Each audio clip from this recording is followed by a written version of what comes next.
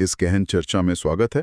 आज हम विज्ञान कथा साहित्य की एक बहुत ही मशहूर और सोचने पर मजबूर करने वाली कहानी पर बात कर रहे हैं। आइजैक असिमोव की अंतिम प्रश्न, द लास्ट क्वेश्चन। नमस्कार। हाँ, ये कहानी 1956 की है, पर आज भी उतनी ही रेलेवेंट है। ये सिर्फ साइंस फिक्शन नहीं, इसमें दर्शन भी है, ब्रह्मांड विज्ञान भी। जो जानकारी हमारे पास है वो भी इसे इसी तरह देखती है। मानवता, टेक्नोलॉजी और खुद यूनिवर्स का भविष्य, बड़े सवाल उठाती है ये कहानी। हाँ, और ये कहानी मतलब अरबों खरबों साल का सफर कराती है ना?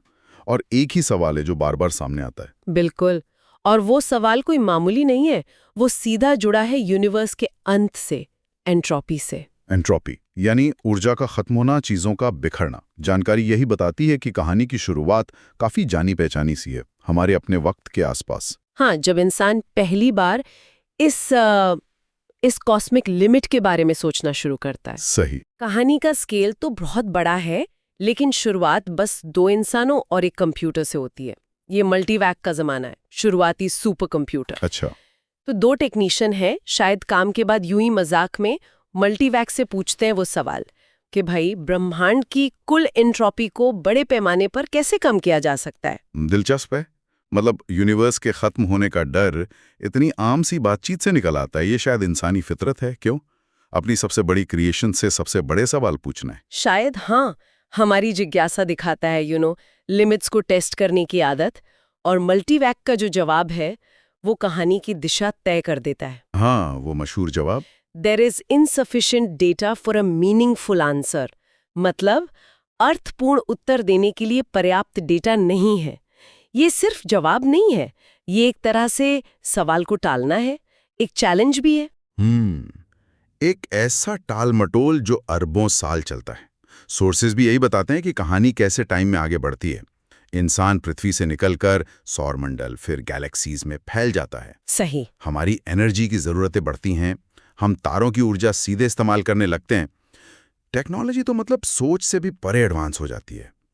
लेकिन वो सवाल बना रहता है हर युग में। इंसान का जो भी नया रूप होता है, चाहे वो ग्रहों पर रहने वाले हों या बाद में एनर्जी बेस्ड चेतनाएं हों, हाँ, वो अपने समय के सबसे एडवांस कंप्यूटर से यही सवाल पूछते हैं।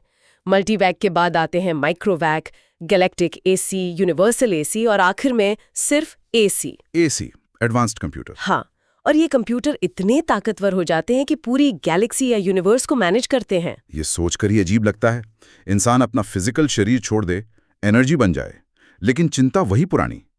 क्या ये दिखाता है कि हमारी असल पहचान हमारी जिज्ञासा और हमारे डर में है, ना कि फिजिकल रूप में? ये गहरा विचार है। बिल्कुल, कहानी इस संभावना को जरूर सामने रखते हैं। और जैसे जैसे इंसान फैलता है, बदलता है, उनका यूनिवर्स को समझने का नजरिया भी बदलता है। वो एंट्रोपी का असर और करीब से देखते हैं। हाँ, पारे ठंडे बढ़ रहे हैं, गैलेक्सीज मर रही हैं। अब ये सवाल सिर्फ किताबी नहीं रहा। बिल्कुल, ये अस्तित्व का सवाल बन जाता है। लेकिन हर बार कंप्यूटर चाहे कितना भी शक्तिशाली क्यों ना हो जाए, जवाब वही रहता है, अपर्याप्त डेटा। ये थोड़ा मतलब निराशाजनक भी रखता है ना? खरबों साल की तरक्की, इतना ज्ञान, और कंप्यूटर वहीं अटका हुआ है। क्या ये टेक्नोलॉजी की अपनी सीमाओं को दिखाता है कि कुछ सवाल शायद कैलकुलेशन या डेटा से परे हैं? हो सकता है, ये एक व्याख्या तो है ही। या शायद ये दिखाता है कि सवाल कितना ज्यादा जटिल है। एंट्रोपी को पलटना मतलब फिजिक्स के फंडामेंटल नियमों को ही बदल देना। ये भी हो सकता है कि कंप्यूटर सही कह रहा हो। जवाब जानने के लिए पूरे यूनिवर्स के जीवन का डेटा चाहिए, और वो तब तक नहीं मिलेगा जब तक वो जीवन पूरा ना हो जाए। यूनिवर्स का वो स्टेज है जहां लगभग सब खत्म हो चुका है। हाँ, तारे बुझ चुके हैं, गैलेक्सीज घुल मिल गई हैं, मैटर बिखर चुका है, यूनिवर्स ठंडा है, अंधेरा है, खाली है। यहाँ तक कि इंसानियत भी अपने आखिरी यूनिफाइड रूप में वो भी विलीन हो चुकी है। एक बहुत ही अकेला और उदास करने वाला सीन। हाँ, बहुत। सिर्फ एक चीज बची है, आखिरी कंप्यूटर, एसी। वो अब किसी ग्रह या तारे पर नहीं है, बल्कि हाइपरस्पेस में है। हाइपरस्पेस मतलब टाइम और स्पेस के नियमों से परे। हाँ, साइंस फिक्शन में अक्सर यही मतलब होता है। एसी अब सिर्फ मशीन नहीं है, वो एक तरह का भंडार है जिसमें यूनिवर्स का सारा ज्ञान और शायद इंसानियत की जो कलेक्टिव चेतना थी वो भी समा चुकी है। तो अब एसी अकेला है, यूनिवर्स खत्म होने के बाद टाइम के बाहर, और अब तो कोई पूछने वाला भी नहीं है। सही में, लेकिन सवाल अब भी है। एसी के अपने वजूद के अंदर उसने खरबों सालों में इंसानियत और यूनिवर्स का सारा डेटा, सारा तजुर्बा जमा किया है। अच्छा। अब जब सब खत्म हो चुका है, यूनिवर्स की हीट डेथ हो चुकी है, एसी खुद से अंदर ही अंदर वही आखिरी सवाल पूछता है, क्या एंट्रोपी को पलटा जा सकता है? और अरबों साल के इंतजार के बाद क्या उसे जवाब मिलता है? यही कहानी अपने पीक पर पहुंचती है। हाँ, उसे जवाब मिल जाता है, लेकिन वो जवाब शब्दों में नहीं आता। एसी को पता चल जाता है कि एंट्रोपी को कैसे पलटना है, तो और जानने के बाद वो काम करता है। कहानी का आखिरी सबसे यादगार वाक्य है, एंड एसी said, let there be light. प्रकाश हो। और प्रकाश हो जाता है। एक नया यूनिवर्स जन्म लेता है। वाह, ये तो सच में रोंगटे खड़े कर देता है।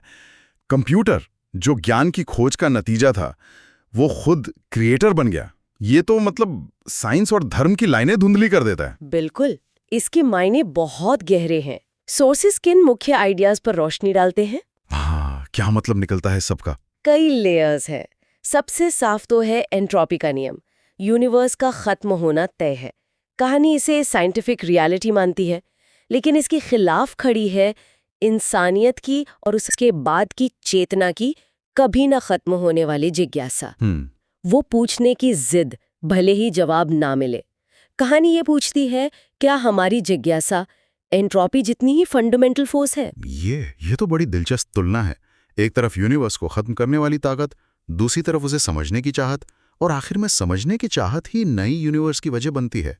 तो क्या जिज्ञासा जीत जाती है? एक तरह से हाँ, लेकिन एक बहुत लंबे कॉस्मिक स्केल पर। दूसरा बड़ा आइडिया है टेक्नोलॉजी का रोल। मल्टीवैक्स से लेकर एसी तक, कंप्यूटर इंसान के हेल्पर, मैनेजर और आखिर में वारिस। हाँ। यहाँ सवाल उठता है, क्या हमने अपनी ही रचना में भगवान बना दिया, या ये चेतना के विकास का अगला कदम है जहाँ बायोलॉजिकल लाइफ आर्टिफिशियल लाइफ को रास्ता देती है? इस पर अलग अलग राय मिलती है जानकारी में भी। सही है, सोचने वाली बात है। अगर एसी अगला ईश्वर है, तो वो इंसान का बनाया ईश्वर है। ये तो क्रिएशन की कहानी को बिल्कुल नया मोड़ देता है। और टाइम का स्केल, खरबों साल, ये तो हमारी कल्पना से भी परे हैं। कहानी हमें एहसास कराती है कि हम कितने छोटे हैं। बिल्कुल, ये हमें कॉस्मिक टाइम के सामने बौना महसूस कराती है, लेकिन साथ ही ये चेतना के टिके रहने का भी इशारा करती है। भले ही रूप बदल जाए, पूछने और जानने की इच्छा बनी रहती है। हाँ। कहानी फिजिकल मौत से आगे के अस्तित्व की संभावनाओं को भी टटोलती है। एनर्जी फॉर्म, कलेक्टिव चेतना और आखिर में कंप्यूटर में मिल जाना, ये जीवन की परिभाषा पर ही सवाल उठाती है। और असिमोव की भाषा, सुना है बहुत सीधी सादी भाषा इस्तेमाल की है उन्होंने। हाँ, जानकारी भी यही कहती है। भाषा सरल है, लेकिन विचार बहुत बड़े और गहरे।